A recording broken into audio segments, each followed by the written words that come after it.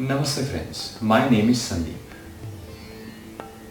Today we are going to learn cow face pose or Gomukhasana. Now the reason why it is called as Gomukhasana, the position of the legs depicts the face of the cow, and that's the reason why it is called as Gomukhasana, cow face pose. This asana is a seated hip opening asana. It allows the hip area to open. A lot of postures are dependent on this area, especially standing asanas where the foot is moving outward. It is where externally rotation of the hip or internal rotation of the hip can happen. Or meditative asanas where you need to sit either in a lotus pose or a siddhasana or sukhasana. So this asana can help to open this area. Anatomically, if you see, the ankle, the knee and the hip along with the shoulder, elbow and the wrist and the chest gets affected. And the same way, if you see the benefits of this asana, it allows the mobility of the joints and the limbs to improve. Again, the ankle is twisted, the knee is also twisted and the hip is also rotated externally. So this allows mobility of all the three joints which is there to improve. In the same way, if you see the limbs, the arms, the shoulders get affected, the tricep also gets affected and the elbow and the wrist also gets affected. Most importantly, it opens the chest, so the breathing improves, and also it is very good for heart. Now, people who have some shoulder issue or people who have some wrist issue, they should take care, or those who have issue with the hip, they should take care while performing this asana. Now, let us see the technique of this asana. You will straighten both the legs in front and then you will bend your leg at the knees. Now people who have very tight hip, what they can do is they can use a block. They can keep the block below the buttock and so that they can lift and the knees are not troubling them. When you keep a block, you get a lift. So pelvis can come to neutral position very easily. Because in this the knees are coming closer and that is the reason why the pelvis can drop. So what we need to do is we need to sit on the block and keep the pelvis neutral. Elongate and engage your spine and make them tall. And then we can keep the position of the feet. It becomes easier initially. As you keep on practicing this regularly, you can slowly start reducing the height. Maybe you can use blanket after that. And finally, you can sit on the floor and you can go to Gomukhasana. I will do it without any problem.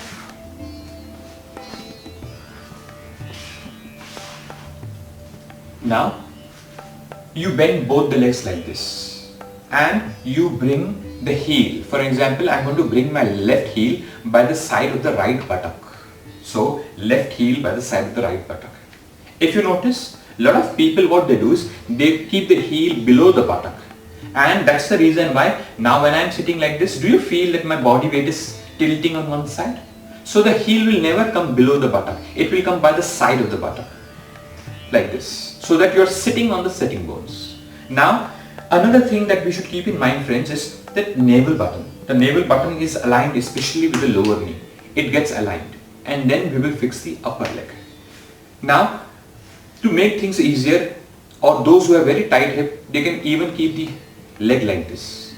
Later on, we can actually use the support of the forearm so that we can stretch this foot, the upper leg, more towards the opposite side. Now how to do that? You hold the lower knee with the opposite hand. So I am holding my left knee with the right hand and then I am going to use my forearm to push. Can you see this pushing action? So this pushing action will actually help to move the foot to the opposite side. So I'm going to push and I'm going to hold that ankle. I'm going to hold the right ankle with the left hand and pull it closer and closer. See, can you see it has covered little distance? Now one more attempt. We will push. See, it has come little more further. Initially it will be little painful because if the hips are tight, it will create little strain. So friends, what you can do is you can reduce the distance. Even this much is fine. The only thing is to keep in mind is you are actually sitting on both the sitting bones and you are keeping the pelvis neutral. Don't slouch. If you are slouching, use a block to lift yourself. So If you see, both the knees are one above the other. That is the final position. But we are not in a hurry to come in the final position. But as you keep on practicing, friends, you will slowly start coming to that also. Now this is the position of the leg.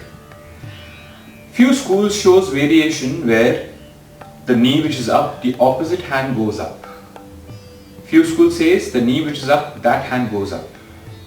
Classically it is seen that the knee which is up, that hand also goes up. So we are going to follow the classical style. So both the knees are one above the other, heels are by the side of the hip, and you are sitting in the center, not leaning too forward, not sitting on one side, sitting in the center. Pelvis is neutral, spine is tall, neck is tall. You can keep both the palm on the upper knee. Now friends, we are going to raise the hand. So first we will raise the hand and we will bend the hand at the elbow. Can you see, when I bend the hand at the elbow, my shoulder rotates internally a little, and that's fine. And then we use the other hand, the lower hand. Now this also, if you can turn the shoulders a little out and then bring the back of the palm close to the middle back. Now it is very important, friends, is to push this elbow. The more the elbow goes in, the more the elbow travels, then it is very easy, after the elbow going in, it's very easy to pull the hand up. A lot of time what people do is, they just bring the hand up and the elbow doesn't move. Then it becomes quite struggling at the shoulder. Shoulder starts aching. So after doing this position, taking this position, you just need to bring the elbow inside. The more the elbow comes closer to the body, then you can raise the hand also easily. So let us watch. I raise my hand, stretch a little, I bend the hand at the elbow, and then I bring the other hand and then start pushing the elbow in and then raise the hand up. If possible, I will interlock and then hold here. Now friends, when we hold this position, you will find a lot of people, they compromise by putting the head too much forward, by chin falling down. Just keep the head little in front, aligned, and lift the elbow up. If possible, tighten the fingers and let the upper elbow go more up and little behind. A lot of time people will find difficult to bring the hand closer to each other. So what they can do is, they can use a belt.